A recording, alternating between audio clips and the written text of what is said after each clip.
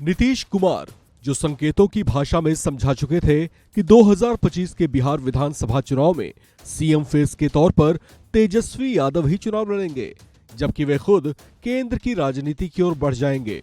RJD और JDU में बात फिक्स ही चल रही थी, लिहाजा नीतीश कुमार को भी उम्मीद रही होगी कि मौका पड़ने पर लालू यादव खुलकर विपक्षी गठबंधन में पीएम पद के उम्मीदवार के तौर पर उन्हीं का नाम आगे बढ़ाएंगे। लेकिन हुआ तो कुछ और ही।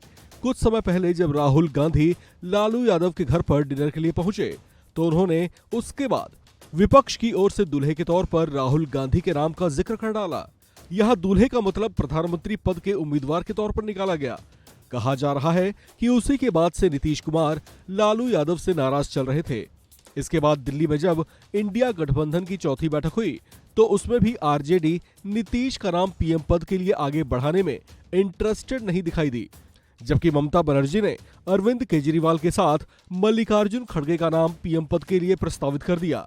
तब से अब तक काफी उठापटक हुई, लेकिन इस बीच कुछ ऐसा देखा जा रहा है जिसे देखकर लगता है कि आरजेडी के मन में अचानक नीतीश प्रेम जाग गया है, क्योंकि इन दिनों आरजेडी नेता खुलकर नीतीश कुमार के नाम का जाप कर रहे हैं।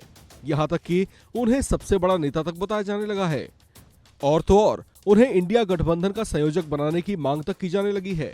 लेकिन बिहार की राजनीतिक चर्चाओं के मुताबिक आरजेडी के ये प्रयास नाकाम ही साबित हो रहे हैं, क्योंकि नीतीश के साथ इनके संबंधों में वो पुरानी वाली गर्माहट अब महसूस नहीं हो रही है।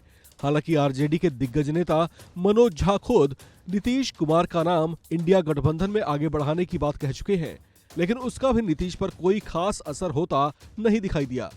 इस बीच एक और तरह की चर्चा नीतीश कुमार और ललन सिंह के आपसी कथित मनमुटाव को लेकर भी रही, जिसके पीछे वजह नीतीश कुमार के मन में बीजेपी के लिए आई थोड़ी नरमाहट को बताया जा रहा था। चर्चा थी कि नीतीश कुमार इंडिया गठबंधन में खुद को ज्यादा महत्व न मिलने से नाराज थे, जबकि बिहार में उनकी गठबंधन सहयोगी आरजेडी ने भी उन्हें निराश ही किया।